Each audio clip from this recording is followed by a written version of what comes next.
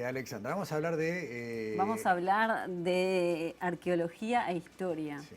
de un trabajo muy interesante sobre cómo se organizaban las poblaciones que vivían en nuestro territorio hace 4.000 años, pero enfocado exclusivamente en cómo manejaban las especies de animales. Claro, acá todavía no tenemos la idea de nativos cazadores recolectores, ¿no? Pueblos originarios que solo tenían habilidades cazadoras recolectoras. Y sin embargo, ya hay estudios muy claros en cuanto a la agricultura y ahora podemos Sí, hablar de una protoganadería. exacto, por ahí va el informe. Se basa justamente en la hipótesis de que estos grupos aprendieron a manejar grandes grupos de animales y bueno, eso lo fueron pasando generación en generación. Entonces cuando llegó el ganado a nuestro territorio había un aprendizaje que hizo que se adaptaran, claro, el ganado vacuno, que se adaptaran muy rápidamente a eso.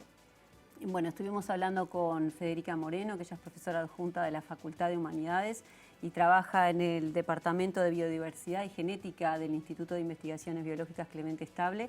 Y bueno, ella nos cuenta en esta primera parte del informe justamente, bueno, cómo surgió esta investigación que realizó y que, bueno, está realizando esta área de investigación.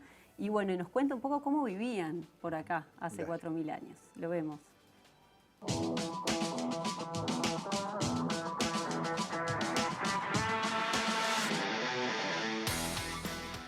A mí me interesa estudiar el manejo de la fauna por parte de los grupos que ocuparon el este de nuestro país durante los últimos 4.000 años.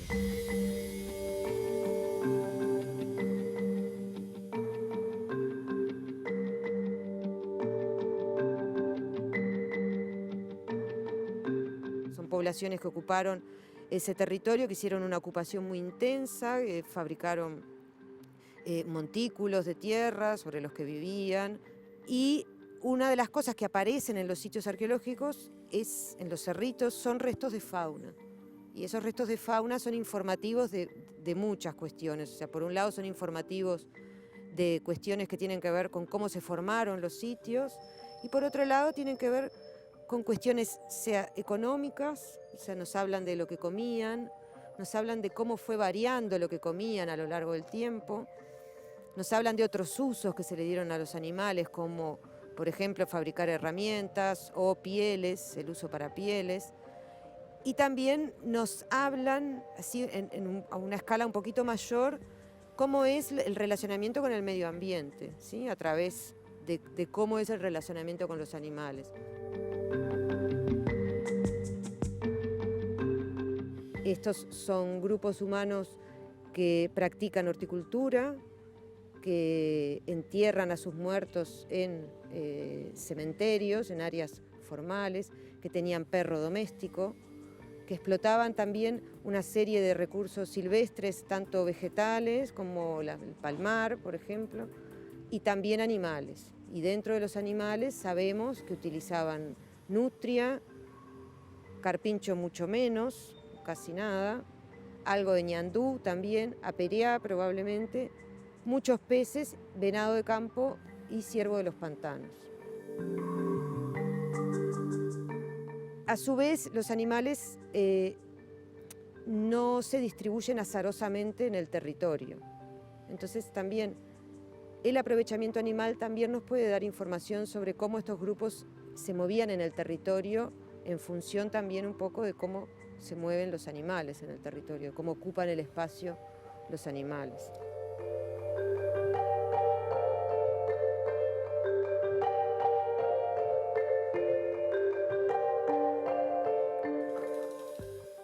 Está este tema, ¿no? De acuerdo al área geográfica en cuestión, distintas especies de animales, pero algunas también como que son comunes. Sí, bueno, ella nos decía, bueno, que esto es resultado de un conocimiento, que la ciencia justamente es la acumulación del conocimiento, y estas investigaciones arqueológicas e históricas apuntan a que existió una especialización en cómo manejar las especies, ¿no? Ahora en la segunda parte del informe nos cuenta qué otras cosas encontró en esta investigación, qué otros aspectos encontró de esta investigación tan interesante.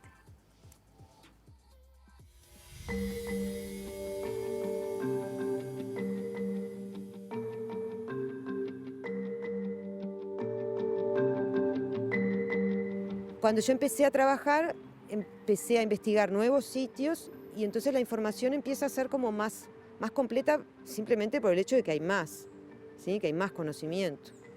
Y entonces empieza a aumentar la base de datos de la información, ¿sí? Empieza a aumentar la cantidad de sitios analizados. Y a mí empecé a ver como cierto patrón de que había 3 o 4 especies que se repiten como en todos los sitios y que explican la mayor parte de la cantidad de animales que hay en un yacimiento, ¿sí? A su vez, por el resto de las investigaciones arqueológicas, sabemos que son poblaciones que estaban tendiendo a un proceso de sedentarización, ¿no? Estos montículos que construyen, la presencia de enterramientos humanos, la presencia de horticultura, son todas como señales que indican que hay menos movimiento, que son poblaciones que no son tan nómadas. Y lo que se vio a medida que aumentaron los sitios y la fauna analizada es que en realidad no había más especies aprovechadas, ¿sí? O sea, como que no estaban hacia una estrategia así de ampliar un poco lo que se explotaba, sino que al revés, a mí me pareció que había como una especialización en cada vez menos especies. Estas poblaciones en realidad ya no eran cazadoras-recolectoras, sino que estaban pasando a un proceso un poco más de un manejo de la fauna.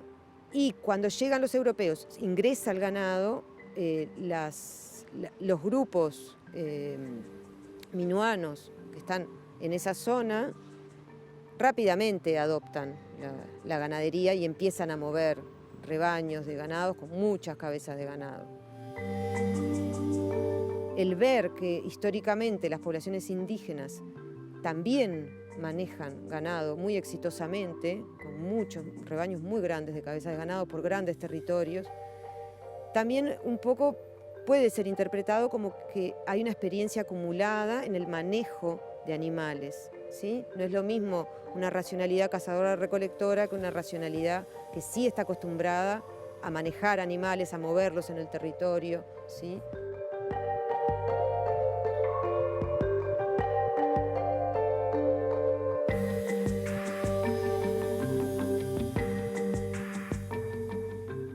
Pero en definitiva es eso, Alexandra, ¿no? Por un lado, una historia que hay que medirla en milenios, ¿no? Desarrollos culturales milenarios, en este caso hablamos de 4.000 años aproximadamente hacia atrás, y de una capacidad que recién ahora estamos empezando a redescubrir, ¿no? Sí, aquello de cazadores-recolectores, no, bueno, no iría, serían más bien especializados en manejo de especies. Ahora ella está investigando lo que tiene que ver con el manejo que hacían del ñandú y la nutria, que no era tan común también. Y bueno, y ella nos decía la importancia de estos datos, ¿no? Que bueno, que si bien son del pasado, pero ayudan a lo que es el manejo de la biología de la conservación y de políticas de conservación. O sea, que el pasado tiene una aplicabilidad al presente. Yo quiero recordar, y ya con esto cerramos, una nota que hicimos hace unos meses a la investigadora Laura del Puerto, que decía que junto con esto también encontraron que mejoraban la calidad de los suelos, ¿no? Los los suelos antropogénicos, que en definitiva recuperaban la calidad de la tierra y ahí desarrollaban la agricultura, ¿no? O sea, hay mucho para redescubrir y aplicar. Descubriendo eso, ir reescribiendo la historia de este territorio, sí, ¿no? Sí, y en algún caso ver qué es lo que funciona y tal vez hasta aplicarlo de nuevo, ¿no? Hoy en día. En algún caso, la ecología de la conservación. Daniela, Alexandra, muchas gracias. Hasta la semana que viene. Nos vemos. Nueva pausa en Sobre Ciencia. A la vuelta vamos a volver a hablar de alimentación y nos van a visitar niños que vienen desde Atlántida, departamento de Canelones, a compartir sus consejos saludables.